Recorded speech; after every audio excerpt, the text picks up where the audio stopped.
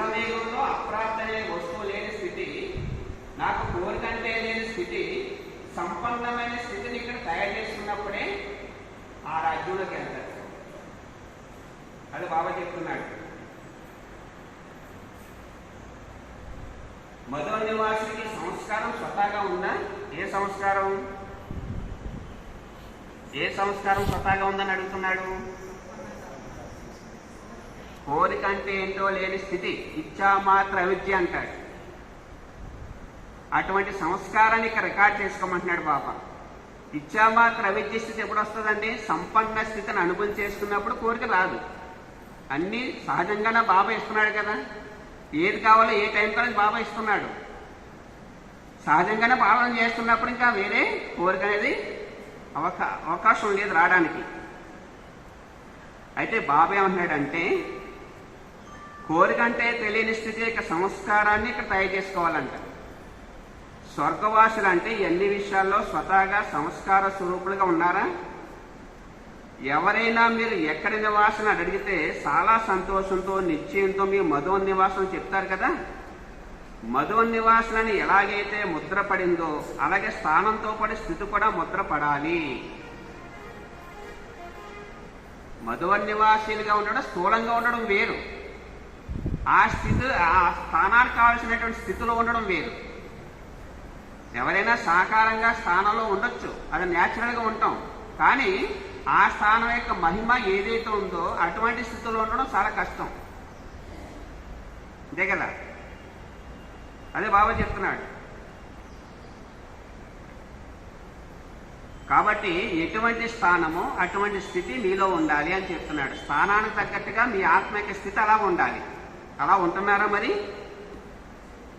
మధువన్ నివాసులను ఎలాగైతే ముద్రపడిందో అలాగే స్థితి ద్వారా కూడా మీరు ముద్రపడాలి. ఏదైనా చల్లని గదిలోకి వెళ్ళగానే అటువంటి స్థితి స్వతహాగా అనుభవం అవుతుంది కదా. అలాగే మధువనానికి ఏదైతే మహిమ ఉందో అటువంటి సంస్కారం మీరు తయారు చేసుకోవాలి అంటున్నాడు. ఏసీ రూమ్లోకి వెళ్ళామనుకోండి, అది స్వతహాగానే చల్లదనాన్ని ఇస్తుంది. అలాగే మీరు మధువన్ నివాసులుగా ఉంటున్నారు, ఈ స్థానం చాలా గొప్పది. కానీ అటువంటి సంస్కారం మీలో నింపుకోమని చెప్తున్నాడు బాబా.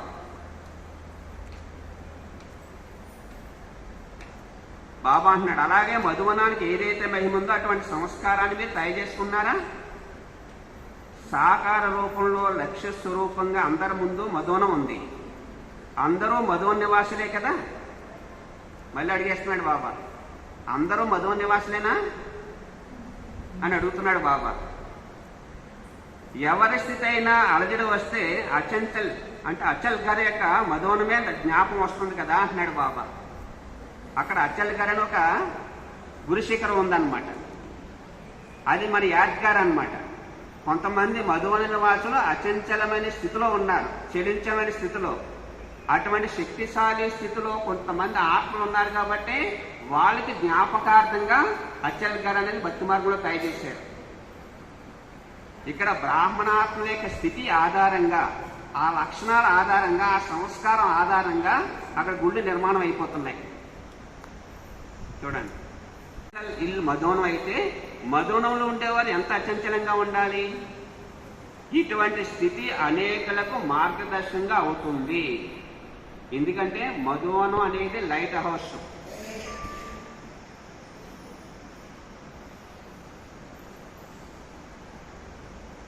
మధువనం అనేది ఒక లైట్ హౌస్ అంటున్నాడు బాబా. అందరికీ మార్గాన్ని చూపించేది అంటున్నాడు.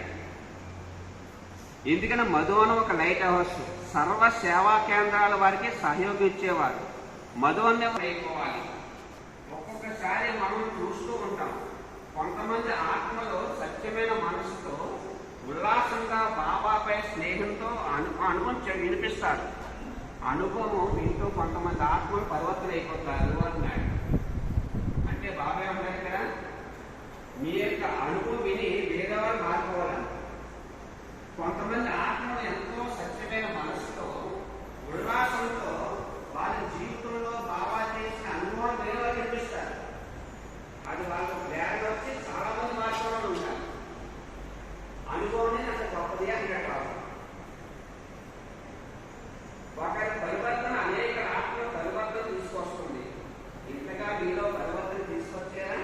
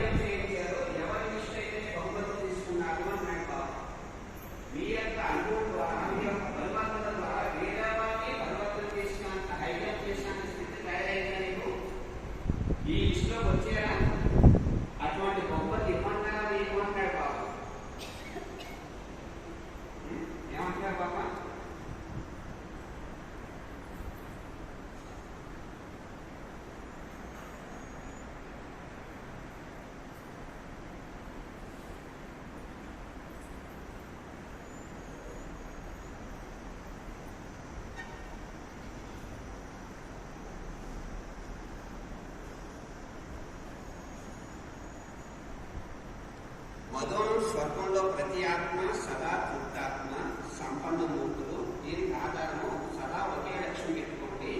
మేము దాత పిల్లలే సర్వాత్మకు ఇవ్వాలనే తీసుకోకూడదు అని. అంటే మధువాను స్వర్గంలో ప్రతి ఆత్మ సదా తృప్తాత్మగా సంపన్న మూర్తులే. దీనికి ఆధారం ఏంటి? ఒకే లక్ష్యం పెట్టుకోండి. మీరు దాత పిల్లలే ఆత్మలందరికీ ఇవ్వాలి అని తీసుకోకూడదు అని.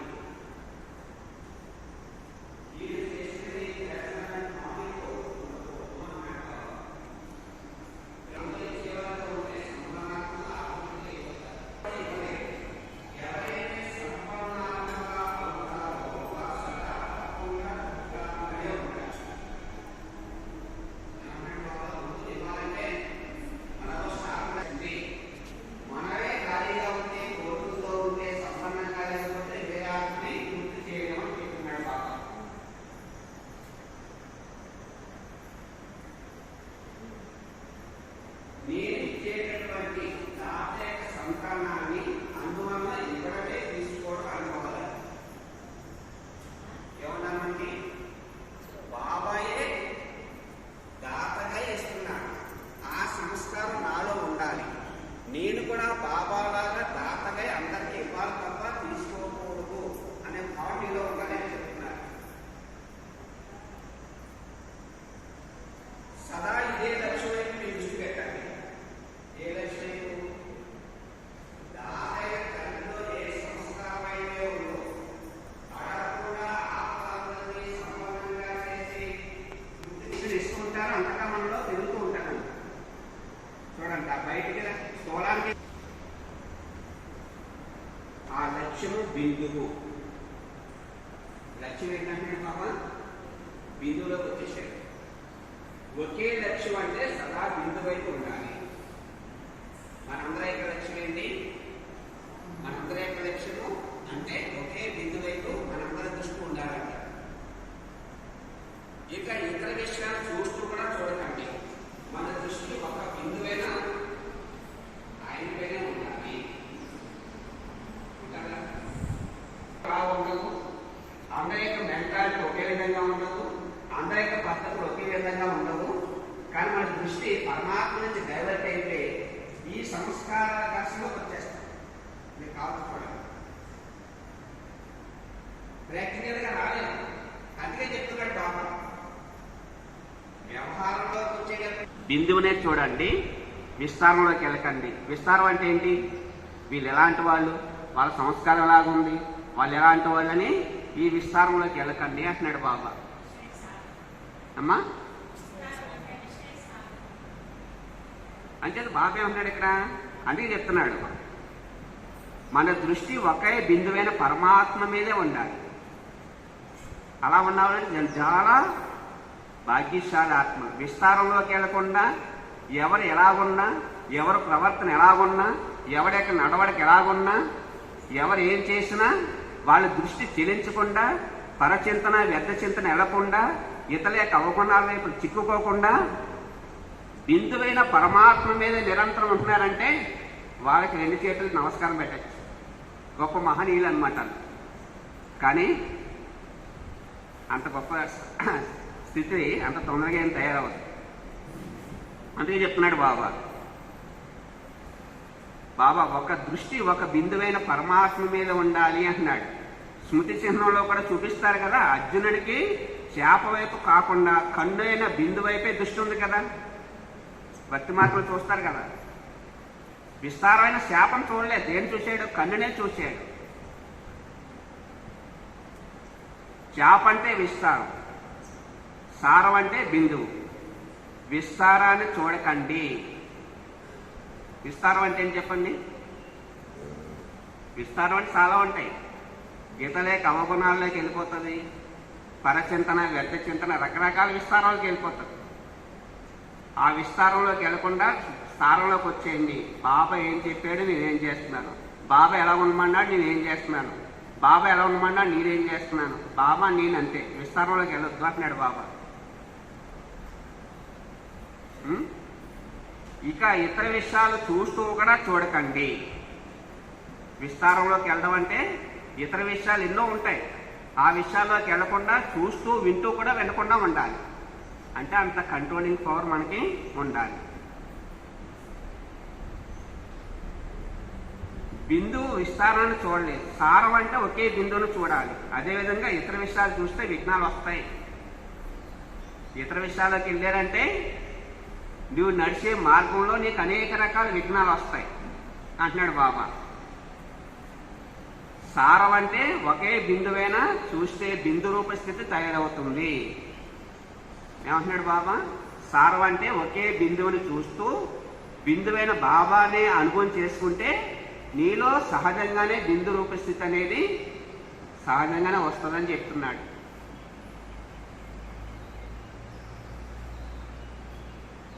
మరి బిందువు పెట్టగలుగుతారా?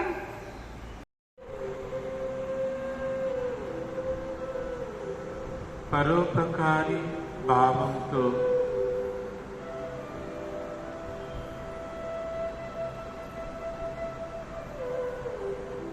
శాంతి శక్తిని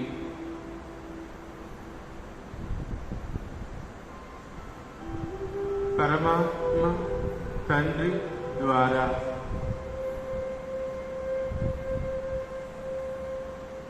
ప్రయోగంలోకి తీసుకువస్తున్నాను.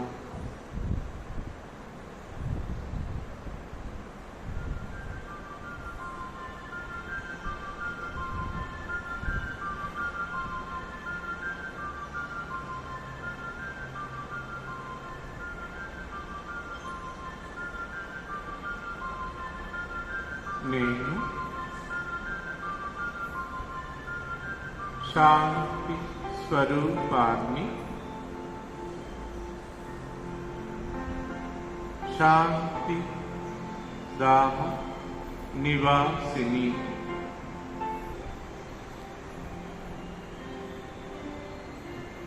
నేను శాంతి స్వరూపాన్ని, శాంతి ధామ నివాసిని,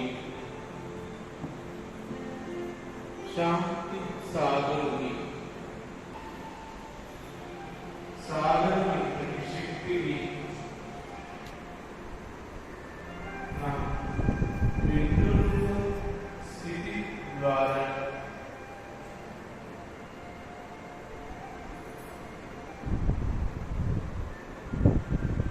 శాంతి శక్తిని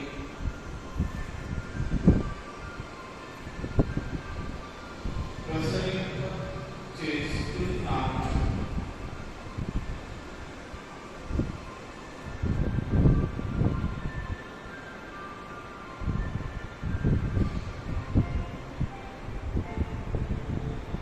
నా స్వదన శాంతి, నా స్వదేశ శాంతి రామ, శాంతి స్థాపన,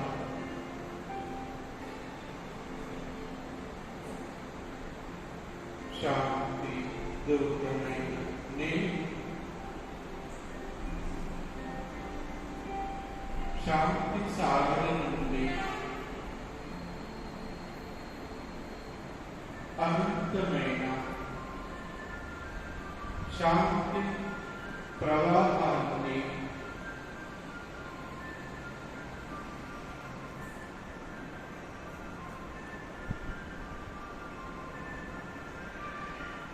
నా స్వదన స్థితిలో ఉంటూ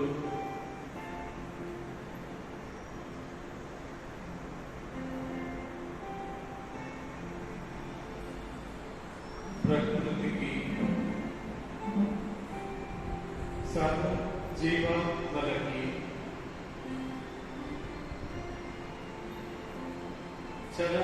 చరాలకు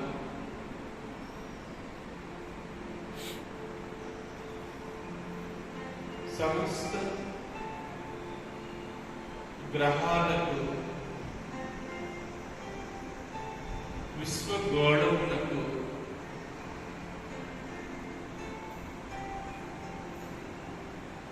నా విశ్వరూప స్థితి ద్వారా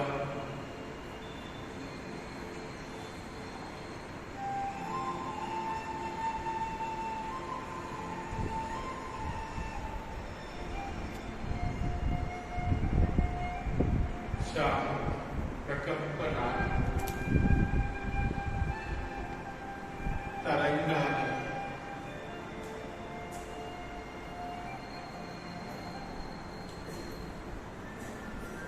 విశ్వమంతటికి శాంతి సూర్యుడనై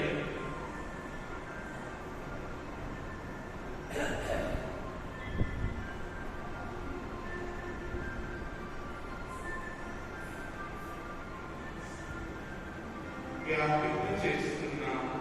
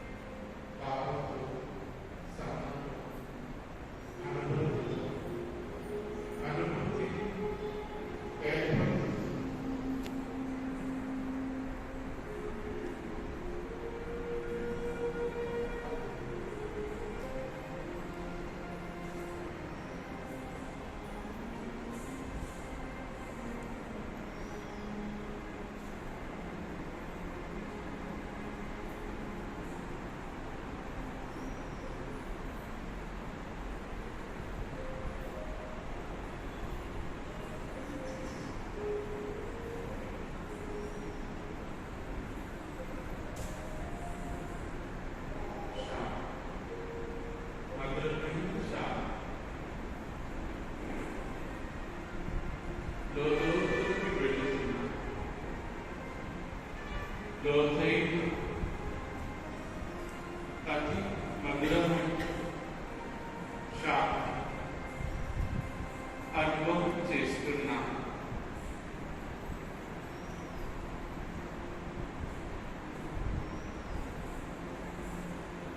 శాంతి సూర్యుడలో, శాంతి సాగరుడలో,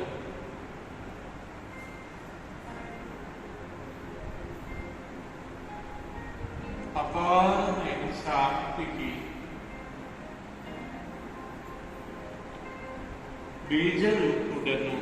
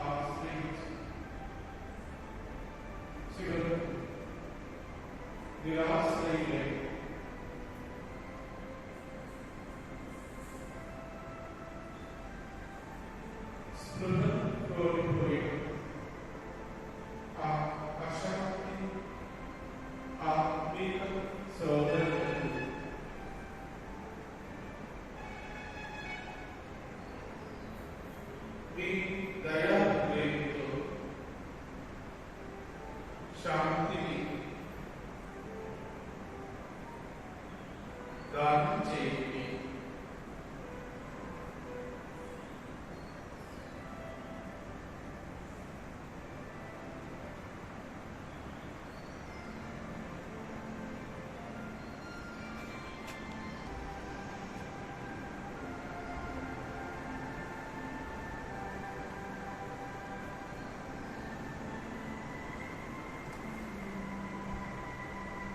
శుభోదయం మీకు దృష్టి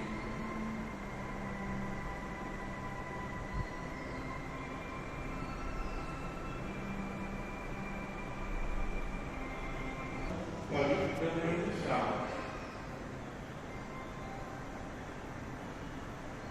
శాంతి వలయంలో అనుభవం చేస్తున్నాను.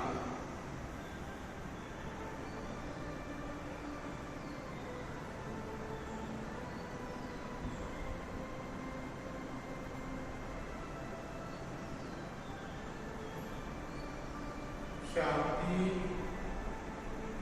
జీవితం మనుగడ ఆధారం మనుష్య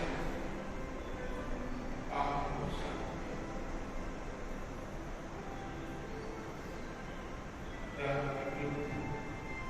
ఆతృప్తి ఇన్ని సాధనలు ఎన్ని సౌకర్యాలు ఆత్మశాంతి లేనిది మనుగడే లేదు కదా. అది జీవితమే కాదు కదా. శాంతి స్థానం శాంతి తరంగా సాకార లోకంలో స్థాపన చేసి ప్రసరింప చేసి అందరికీ ఆధారాన్ని ఇవ్వడం కోసం శాంతి దూతలై మీరు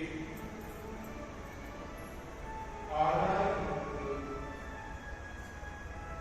ఉదాహరణలు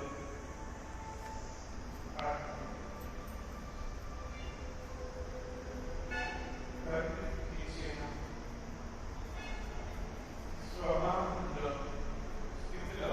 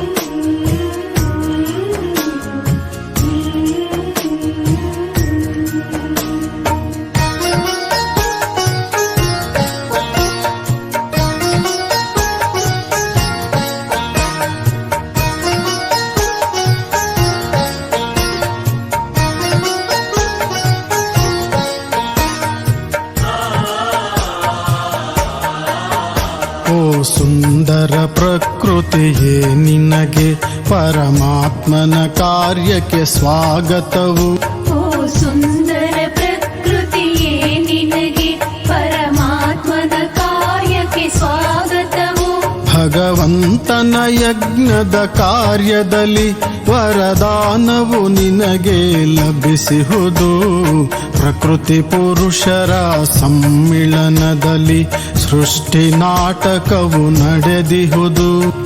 ಪ್ರಕೃತಿ ಪುರುಷರ ಸಮ್ಮಿಳನದಲ್ಲಿ ಸೃಷ್ಟಿ ನಾಟಕವು ನಡೆದಿಹುದು. ಮುಂದಿನ ಸುಂದರ ಸ್ವರ್ಣಿಮ ಯುಗವು ನಿನ್ನಯ ಕೊಡುಗೆಗೆ ಕಾದಿಹುದು. ಓ ಸುಂದರ ಪ್ರಕೃತಿಯೇ.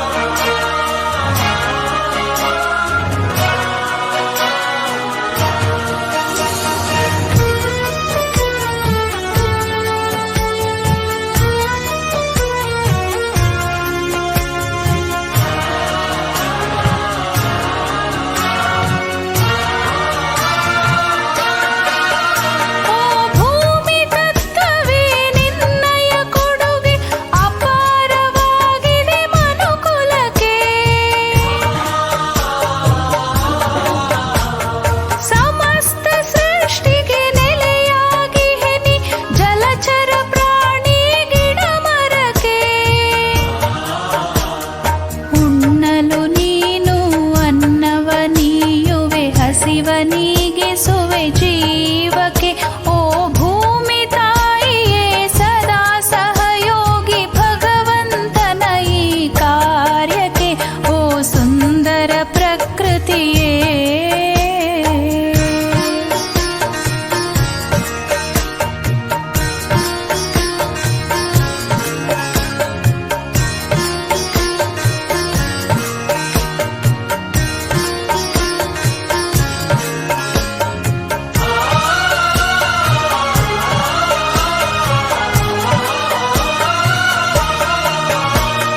ಜಲತತ್ವವೇ ನಿನ್ನದ್ಭುತ ಕಾರ್ಯವು ನಡೆದಿದೆ ಭೂಮಂಡಲದಲ್ಲಿ.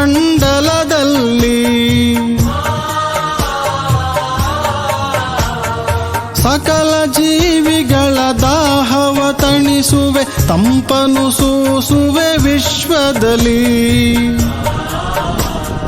ಸ್ವಚ್ಛತೆ ಶುದ್ಧತೆ ನಿನ್ನಿಂದಲೇ ಅದಕ್ಕೆಂದೇ ಸೇರುವೆ ಗಗನದಲ್ಲಿ. ಓ ವರುಣ ದೇವನೇ ಮುಡುಪಾಗಿಹೆ ನೀ ಶಿವ ತಂದೆಯ ಈ ಸೇವೆಯಲ್ಲಿ. ಓ ಸುಂದರ ಪ್ರಕೃತಿಯೇ.